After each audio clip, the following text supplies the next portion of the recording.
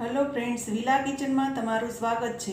આજે આપણે બનાવીશું એકદમ હેલ્ધી પાલક મેથીના ગોલી મુઠિયા। તેના માટે આપણે જોઈશે 1 કપ પાલક। તો આ ધોઈ અને એકદમ મેં ઝીણી ઝીણી સમારી લીધી છે। તો 1 કપ આપણે પાલક નાખીશું અને 1 કપ મેં મેથી અને ધાણા ભાજી લીધી છે। તો એ પણ એ ધોઈ અને મેં સમારી લીધી છે। તો એ બે નાખીશું। ત્યારબાદ મેં ઘઉંનો જાડો લોટ લીધો છે, એકદમ જાડો આવે છે એ આપણે લેવાનો છે। તો 1 કપ મેં જાડો લોટ લીધો છે। અડધો કપ મેં ચણાનો જાડો લોટ લીધો છે। અડધો કપ મેં બાજરાનો અને જવારનો લોટ લીધો છે। મેં આ પૌવા પલાળીને રાખ્યા હતા, તે પણ આપણે લઈશું તો એનાથી એકદમ મુઠિયા આપણા સોફ્ટ બનશે। અને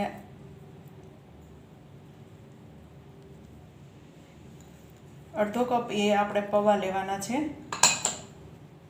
આદુ મરચાં લસણની પેસ્ટ નાખીશું। ત્યારબાદ આપણે નાખીશું ધાણા જીરું અને મરચું, 1 ચમચી લીધું છે। ત્યારબાદ આપણે નાખીશું થોડી હિંગ અને થોડી હળદર અને ટેસ્ટ મુજબ આપણે નાખશું નમક। થોડો આપણે નાખીશું અજમો। તો એને આપણે થોડો મસળીને નાખવાનો છે।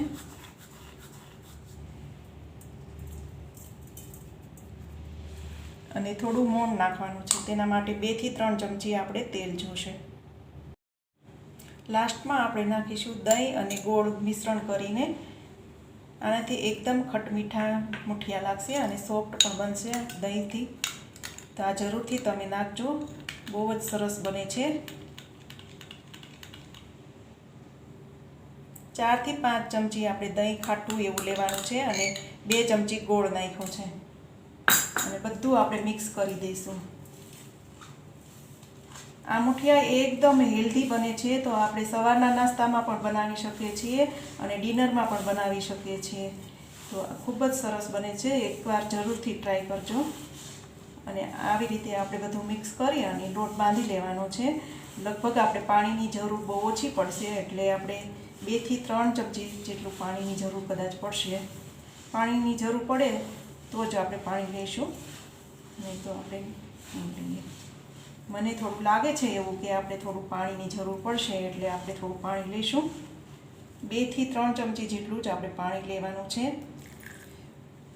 આમાં મેં સોડા નથી નાખ્યો, કારણ કે આપણે પૌવા દહીં બધું જ નાખેલું છે, એટલે આપણે સોડાની કંઈ જરૂર નથી।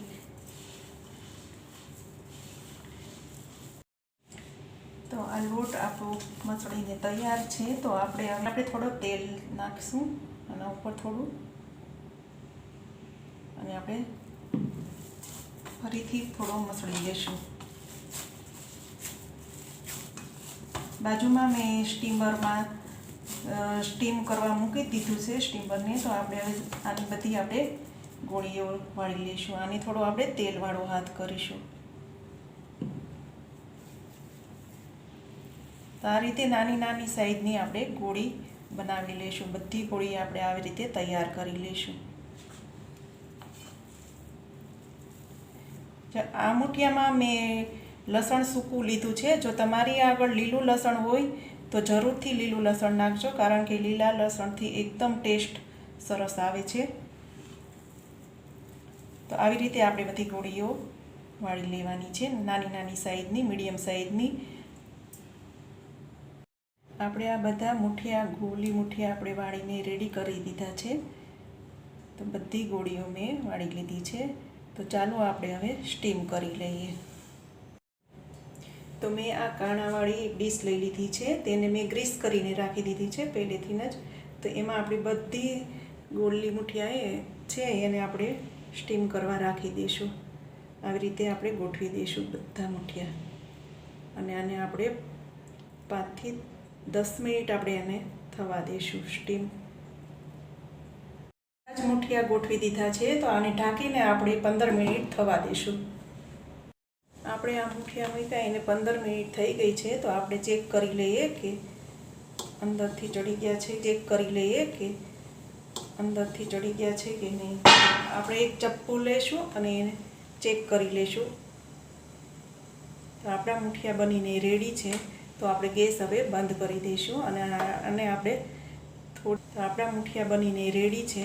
તો આપણે ગેસ હવે બંધ કરી દઈશું અને થોડી વાર આપણે આને ઠરવા દઈશું.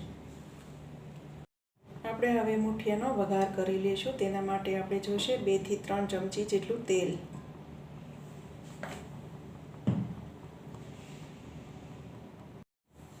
સૌપ્રથમ આપણે નાખીશું રાઈ જીરું થોડું, અડધી ચમચી જેટલું. એ થઈ જાય એટલે આપણે થોડી હિંગ નાખીશું. એક મરચું મેં આવી રીતે ગોળ ગોળ કાપી લીધું છે, તે આપણે નાખીશું. 8 થી 10 લીમડાના પત્તા નાખીશું. એ થોડું આપણે હલાવી દઈશું.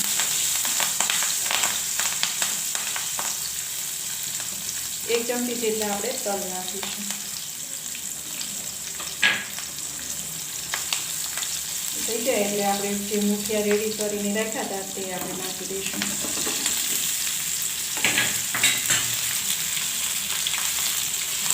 આ મુઠિયાને તમે વઘાર ન કરવો હોય તો પણ ગરમ ગરમ તમે એમને પણ ખાઈ શકો છો. એ પણ એટલા જ ટેસ્ટી લાગે છે. અને આ નાના છોકરાને લંચ બોક્સમાં આપવા હોય તો પણ આપી શકો છો, એટલા ટેસ્ટી બને છે. તો જરૂરથી એકવાર ટ્રાય કરજો. તો આ મુઠિયા આપણા વઘારીને તૈયાર થઈ ગયા છે. તો આપણે આને સર્વિંગ બાઉલમાં લઈ લઈશું. તો આને આપણે એક પ્લેટમાં કાઢી લઈશું.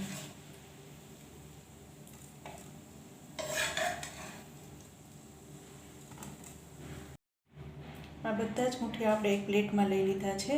ઉપરથી આપણે થોડી સમારેલી ધાણા ભાજી નાખીશું અને સર્વ કરીશું.